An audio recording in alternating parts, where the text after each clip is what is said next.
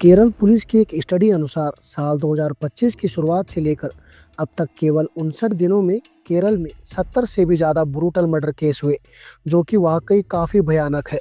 पर 24 फरवरी 2025 को केरल के वेंजारामुडु में एक ऐसा भयानक अपराध हुआ जिसने न सिर्फ पूरे केरल को हैरत में डाल दिया, बल्कि केरल पुलिस इस मर्डर केस को अब तक हुए मर्डर केसेस में इस केस को सबसे खौफनाक मान रही है।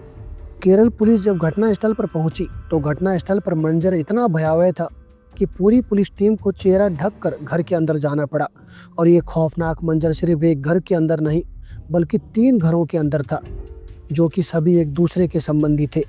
और तीनों घरों में ये कत्ल सिर्फ 8 घंटे के अंदर हुए थे। लाशों के चेहरे कुछ ऐसे थे जिन्हें पहचानना मुश्किल था। फर्श पर इतना खून था कि पुलिस वालों को पैर रखने तक जगह नहीं थी। आसपास रखे ज़्यादातर सामान पर खून की छींटें लगी हुई थी। पर एक बात और थी जो पुलिस वालों को सोच में डाल रही थी। इतने ब्रूटल मर्डर के बाद भी घर में सारा सामान व्यवस्थित था। ये कहानी है केरल के वेंजारामुडु में रहने वाले अफान की। 24 फरवरी 2025 को एक दिल दहला देने वाली घटना सामने आई, जिसमें 23 वर्षीय अफान ने अपनी गर्लफ्रेंड फरसाना सहित अपने परिवार के 5 सदस्यों की निर्मम हत्या कर दी, जिसमें उसकी मां और उसका सबसे चहेता भाई अफसान भी शामिल था। इस घटना ने पूरे राज्य को झकझोर करके रख दिया था। अफान ने ये सब कुछ क्यों और कैसे किया, ये जानकर तो आप भी शौक हो जाएंगे कि क्या वाकई कोई किसी की नफरत और मोहब्बत में इतना पागल हो सकता है कि उसने अपनों को ही इतनी दर्दनाक मौत दे दी। मौत वो भी ऐसी जिसने पूरे केरल को दहला दिया। इस पूरी कहानी को समझने के लिए हमें अफान और उसकी जिंदगी के बारे में सब कुछ शुरुआत से जानना होगा।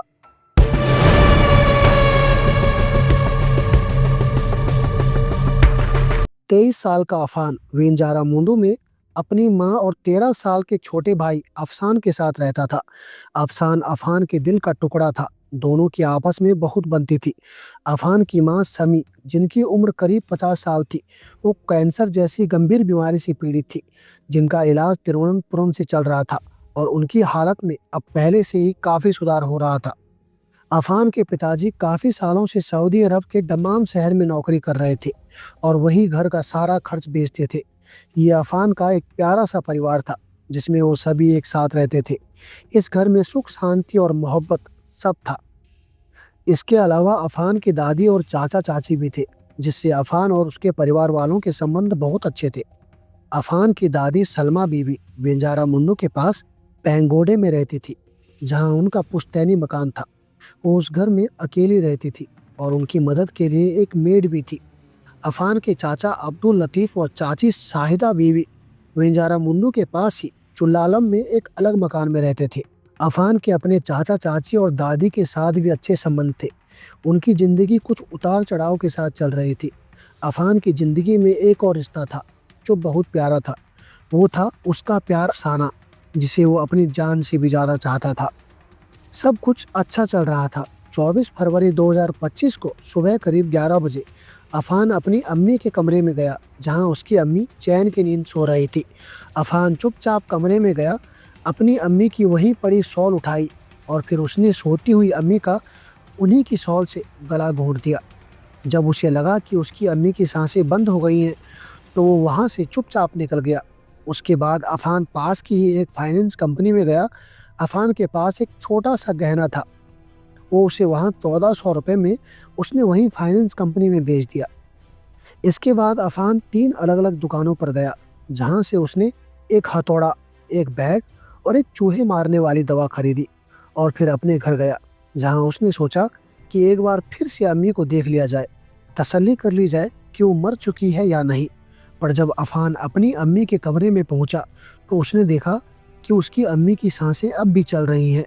ये देख उसे गुस्सा आ गया और बैग से हैमर यानी कि हथौड़ा निकालकर जोरों से अपनी मां के सिर पर मार दिया। अफान ने ये वार पीछे से भी किए, जिससे उसकी अम्मी का आधा चेहरा बाहर की ओर निकल आया। खून की छींटें पूरे बेड पर फैल गई। अपनी अम्मी को मारने के बाद अफान ने अपनी मोटरसाइकिल निकाली और अपने घर से करीब 20 किलोमीटर दूर पेंगोडे में अपनी दादी के घर गया, जहां उस वक्त उसकी दादी घर के मेन हॉल में थी। अफान उनके पास गया और उनसे नॉर्मल बातचीत की, उनका हालचाल लिया, कुछ मीठा खाकर पानी भी पिया और फिर मौका पाते ही पूरी ताकत से दादी के सर पर हथौड़े से कई बार वार करने लगा। कुछ ही पलों में दादी की सांसें हमेशा के लिए बंद हो गई। इस पर भी अफान की हैवानियत कम न हुई। उसने अपनी दादी के गले में पहनी हुई सोने की चैन खींच ली और उसे अपनी जेब में रखकर बड़ी सफाई से घर के बाहर निकल गया। वो सीधा अपने घर के इलाके में गया और फिर वो चैन ले जाकर अफान ने उसी फाइनेंस कंपनी में बेच दी जहां उसने 1400 की चांदी बेची थी। अफान ने चैन 74,000 रुपये में बेच दी। अफान के पास अब 40,000 रुपये थे, जिसमें से 40,000 रुपये उसने किसी और से उधार लिया था। वो उसे दे भी दिया था। फिर अफान एक बार में गया और वहां उसने खूब महंगी शराब पी और कुछ नमकीन भी खाई। इसके बाद बार से ही करीब 18 किलोमीटर दूर बने वो अपने चाचा लतीफ़ के घर गया। उसने दोनों से कुछ बातचीत की। फिर उसकी चाची अफान के लिए चाय बनाने किचन में चली गई। अफान के हाव भाव और बातचीत का तरीका ऐसा था कि अफान के चाचा चाची को जरा सा भी उस पर शक न हुआ कि वो मर्डर करके आया है और अब वो उनकी मौत बनकर उनके ही घर में खड़ा है। इस समय मौके का फायदा उठाते हुए अफान ने अपने चाचा पर हथौड़े से एक के बाद एक करीब 20 से ज्यादा वार किए। चाचा की मौत तो पहले ही वार में हो गई थी। फिर अफान ने अपनी हैवानियत दिखाते हुए उन पर 20 से भी ज्यादा वार किए। उनका मुंह सिर ऐसे कुचला जैसे किसी मजबूत पत्थर को तोड़ने के लिए हथौड़ा मारा जाता हो। इसके बाद वो किचन में गया और इससे पहले कि उसकी चाची कुछ समझ पाती, उसने अपनी चाची के सिर पर भी हथौड़े से एक के बाद एक कई वार कर उन्हें मौत के घाट उतार दिया। चाची की चीखें किचन में ही दब गई और सांसें हमेशा के लिए थम गई। अपने चाचा चाची को मारने के बाद अफान एक बार फिर से दारू बार गया और उसने और शराब पी। फिर अपनी गर्लफ्रेंड फरजाना को फोन कर उससे कहा कि वो उससे मिलना चाहता है, इसलिए फरजाना उसके ही घर आ जाए। दरअसल फरजाना और अफान के रिश्ते को उनके घर वाले भी जानते थे, इसलिए फरजाना अफान के घर आती जाती रहती थी। इसलिए फरजाना ने अफान के घर आने की हामी भर दी और वो अफान के घर जाने की तैयारी करने लगी। फरजाना को कॉल करने के बाद अफान भी अपने घर पहुंचा ताकि वो फरजाना को मार सके, पर फरजाना के आने से पहले उसका भाई अफसान अपनी पढ़ाई कर स्कूल से वापस आ गया। ये समय करीब दोपहर 2 बजे के आसपास का था। अफान अपने भाई को देखकर घबरा गया। अफान को डर था कि कहीं वो अम्मी की लाश को न देख ले, इसलिए अफान ने अफसान को कुछ पैसे दिए और कहा कि वो अपने फेवरेट अरेबियन रेस्टोरेंट से कुजी मंथी, जो कि अरबी मीट चावल की डिश होती है, वो ले आए और खुद को चॉकलेट्स भी ले आए और फिर दोनों एंजॉय करके खाएंगे। पैसे लेकर बहुत खुश हुआ और ये खाने की चीज़ें लेने बाजार चला गया। उसके जाने के 20 मिनट बाद ही अफान की गर्लफ्रेंड फरजाना अफान के घर आ गई। अफान ने पहले तो उससे कुछ बातचीत की। वो उस समय चेयर पर बैठी थी। तभी मौका पाते ही अफान ने उसके सिर पर पीछे से हथौड़ा मारकर उसे मौत के घाट उतार दिया। उसने फरजाना को एक ही बार हथौड़ा मारा, पर वो वार इतना तेज था कि फरजाना के सिर का मांस तक बाहर निकल आया और उसका काम तमाम हो गया। फरजाना को शायद चीखने तक का मौका नहीं मिला होगा। तभी अफसान बाजार से आ गया। उसने देखा कि घर के डाइनिंग एरिया में कुर्सी पर फरजाना खून से लथपथ पड़ी है। इससे पहले कि अफसान चिल्ला पाता कि तभी घात लगाए बैठे अफान ने उसके सिर पर हथौड़ा मारकर उसे मौत की नींद सुला दिया। उसने अपनी जान से प्यारे छोटे भाई को मार दिया और इसके लिए अफान के चेहरे पर सिकन तक नहीं थी। अफान की आंखों में कोई दुख और डर भी नहीं था। जब उसने अफसान को मारा तो खून की छींटें दीवार पर टंगी अफान और उसकी फैमिली की खूबसूरत फोटो पर भी पड़ गई। इसके बाद अफान ने अपनी मोटरसाइकिल स्टार्ट की और खुद पुलिस स्टेशन पहुंच गया, जहां उसके सामने जो पहले पुलिस ऑफिसर आए वो डीएसपी और एसआई थे। उसने ये सारा गुनाह उन्हें बताया और तीनों जगहों का पता बताते हुए कहा, जाइए, आपको यहाँ लाशें मिलेंगी, कुछ घर के अंदर कुछ घर के ऊपर मिलेगी।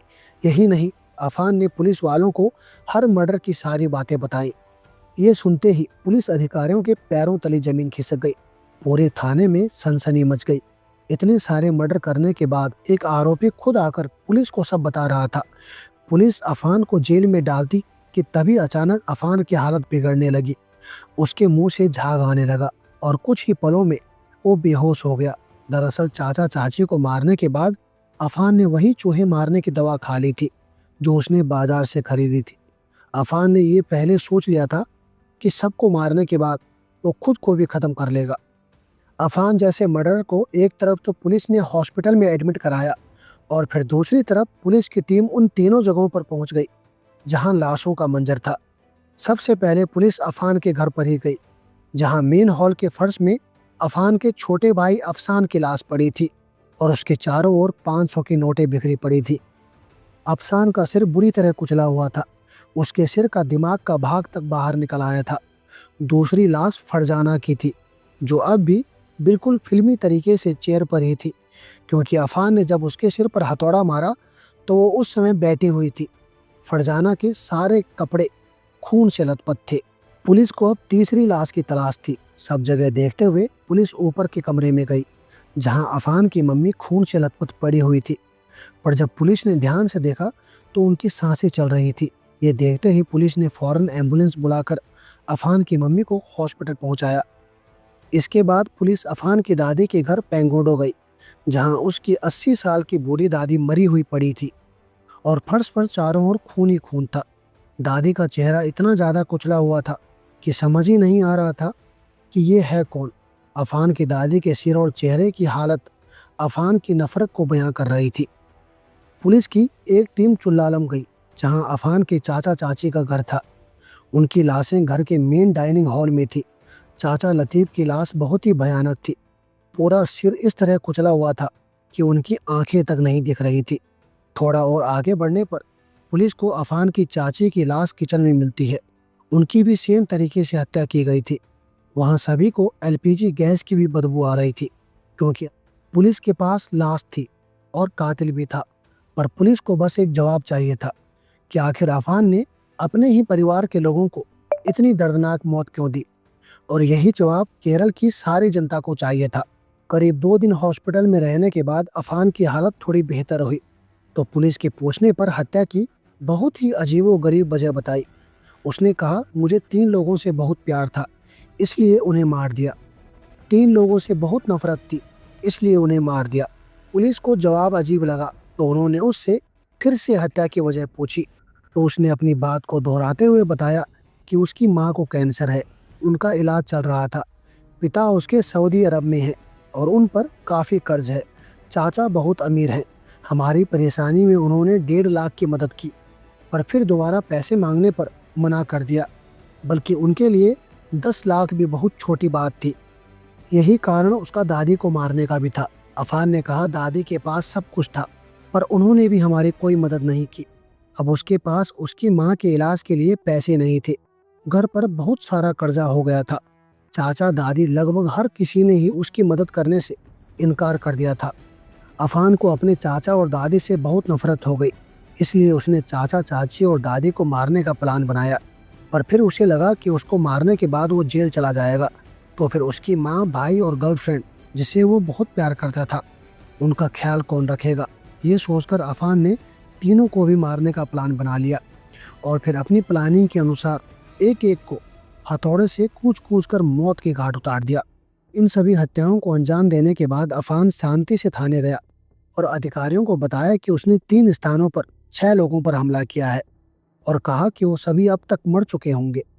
जांच अधिकारियों का कहना है कि अफान नशीले पदार्थों का सेवन करता था और उन्होंने इस बात के समर्थन में सबूत भी जुटा लिए थे। पर यहाँ पर सोचने वाली बात यह है कि क्या वाकई अफान ने ये सब माँ की बीमारी से तंग आकर फाइनेंशियल प्रॉब्लम के चलते किया? शायद नहीं। इतना बड़ा अपराध करने से पहले उसने एक बार भी नहीं सोचा। उसने अपनों को ही मौत दे दी, वो भी इतने दर्दनाक तरीके से। ऐसे अपराधी अक्सर किसी साइको से कम नहीं होते। उनकी मानसिक स्थिति ठीक नहीं होती। वो अपने ही सोच में डूबे रहते हैं और इतना बड़ा अपराध कर डालते हैं।